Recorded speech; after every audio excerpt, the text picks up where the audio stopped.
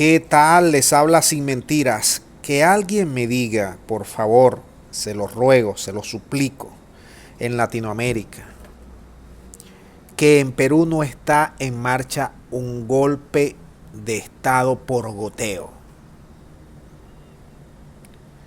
Y, valga decir, su único delito, dentro de comillas, del presidente Castillo es ser pobre, es tener facciones indígenas. Ese es el único delito. La burguesía no lo quiere. La élite del poder lo detesta, lo odia. Y les voy a decir algo. No hay unos sectores más racistas y más xenófobos, más clasistas que los sectores adinerados del Perú. Superior a los colombianos, que ya es decir bastante en América Latina.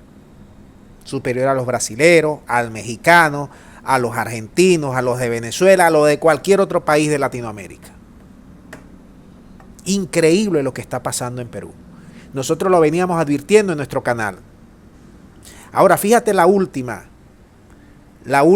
maniobra que está realizando el fujimorismo, los medios de comunicación y los sectores de extrema derecha, que son los adinerados, los que tienen el poder en el Perú. A Pedro Castillo ni siquiera le han dado una luna de miel para gobernar. Esa llamada luna de miel de los 3 primeros meses, los primeros 90 días, vamos a dejarlo tranquilo a ver con qué viene el hombre. No, tiene 10 días y ya lo acusan como el gobierno más corrupto. Ayer un fiscal sale y dice que va a imputar a 3 hombres claves del gobierno de Pedro Castillo. Uno, Guido Bellido, primer ministro o jefe de gabinete o jefe de los ministros. El otro, Vladimir Cerrón, líder, fundador del partido Perú Libre, por donde llegó Pedro Castillo.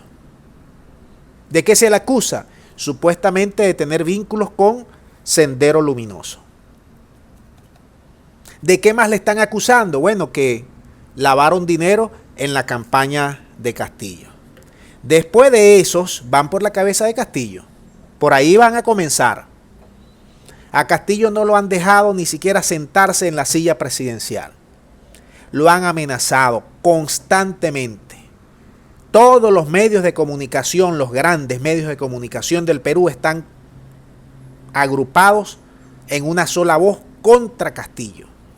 Es el llamado golpe continuado y golpe por goteo, que aquí en Venezuela, déjame decirles algo, somos especialistas en ver venir esos golpes por goteo, porque bastante lo han hecho aquí en Venezuela.